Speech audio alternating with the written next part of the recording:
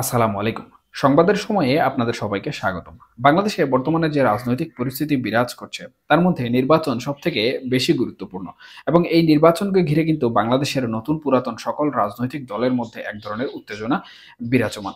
এবং অন্তর্বর্তীকালীন সরকারও কিন্তু এই যে নির্বাচন, এই নির্বাচন প্রসঙ্গে কিন্তু বিভিন্ন সময় বিভিন্ন ধরনের বার্তা দিচ্ছে। যার ফলশ্রুতিতে রাজনৈতিক অঙ্গনে কিন্তু অন্তর্বর্তীকালীন সরকার নিয়ে যেমন বিতর্ক বাড়ছে, ঠিক একইভাবে অন্তর্বর্তীকালীন সরকারের নিরপেক্ষতা নিয়েও কিন্তু নানা ধরনের প্রশ্ন ওঠা শুরু হয়েছে। তবে এই প্রশ্নটি সবথেকে ব্যাপক আকার ধারণ করেছে কিংবা রাজনৈতিক পাড়ায় বিভিন্ন ধরনের আলোচনা সমালোচনার জন্ম দিয়েছে সম্প্রতি বিএনপি এবং অন্তর্বর্তীকালীন সরকারের প্রধান উপদেষ্টার যে বৈঠক অনুষ্ঠিত হয়েছে, সেই বৈঠকের পর কিন্তু বিএনপি জানিয়েছে যে অন্তর্বর্তীকালীন সরকারের প্রধান উপদেষ্টার যে মন্তব্য বা নির্বাচন বিষয়ে ওনার যে বক্তব্য, তাতে বিএনপি কোনোভাবেই সন্তুষ্ট নয়। যার ফলশ্রুতিতে অনেকেই মনে করছেন বিএনপি কিন্তু অচিরেই বাংলাদেশের নির্বাচন পাওয়ার জন্য আন্দোলনে মাঠে নামবে। কারণ এটি কিন্তু বিএনপির দীর্ঘ কয়েক বছরের একটি ইচ্ছা এবং তাদের ক্ষমতায় যাওয়ার এক ধরনের বাসনা কিংবা জল্পনা কল্পনা বলা যেতে পারে। সেই হিসাবে তারা আন্দোলনে নামবে, এটি অনেকটাই নিশ্চিতভাবে বলা যাচ্ছে। তবে অন্তর্বর্তীকালীন সরকারের হাত ধরে যে রাজনৈতিক দল গঠিত হয়েছে, সেই রাজনৈতিক দল বিএনপির এই প্রসঙ্গে এবং অন্তর্বর্তীকালীন সরকারের নির্বাচন প্রসঙ্গে যে বিষয়টি বলেছে, সেটি হচ্ছে অন্তর্বর্তীকালীন সরকারের প্রশাসন ব্যবস্থা কিংবা অন্তর্বর্তীকালীন সরকারের বর্তমান যে প্রশাসন রয়েছে, সেই প্রশাসন অনেকটাই অনিরপেক্ষ।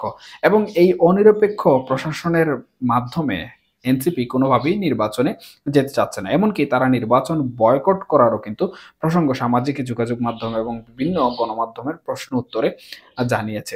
সেই হিসাবে এই যে অন্তর্বর্তীকালীন সরকারের নিরপেক্ষতা নিয়ে প্রশ্ন উঠল, এটি কিন্তু বাংলাদেশের অন্তর্বর্তীকালীন সরকারের ভবিষ্যতের জন্য কোনোভাবেই সুখকর নয়। বরঞ্চ বাংলাদেশের অন্তর্বর্তীকালীন সরকার এখন বর্তমানে যেভাবে বিতর্কিত হচ্ছে বিভিন্ন বিষয় নিয়ে এবং অন্তর্বর্তীকালীন সরকারের নিরপেক্ষতা বিষয় নিয়ে যেভাবে প্রশ্ন ওঠা শুরু হয়েছে, তাতে অনেকেই মনে করছেন কিংবা অনেক সূত্র থেকে এই তথ্য উঠে আসছে যে বাংলাদেশে অবাধ ও সুষ্ঠু নির্বাচন করা অন্তর্বর্তীকালীন সরকারের মাধ্যমে কিন্তু কোনোভাবেই সম্ভব হবে না।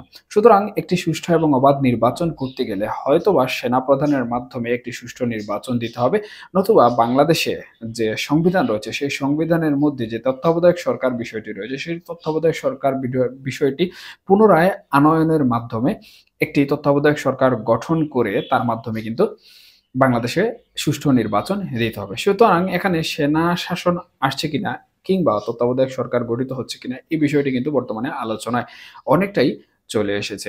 এদিকে জামাতে ইসলাম ক্ষমতায় যাবে কিংবা জামাতে ইসলামের যে বিষয়টি রয়েছে বাংলাদেশের রাজনীতি ঘিরে, এটিকে কিন্তু ভারতীয় বিশ্লেষক যারা রয়েছেন কিংবা ভারতীয় যারা কূটনৈতিক বিশ্লেষক রয়েছেন, তারা কিন্তু একদমই সম্পূর্ণরূপে নেগেটিভ ভাবে নিয়েছেন। এবং সম্প্রতি বিবিসিতে যে নিউজ প্রচারিত হয়েছে ভারতীয় বিশ্লেষক এবং কূটনৈতিক বিশ্লেষকদের নিয়ে, সেখানে কিন্তু তারা উল্লেখ করেছেন যে জামাতকে কিন্তু ভারত কোনোভাবেই ক্ষমতায় যেতে দিবে না বা মানবে না।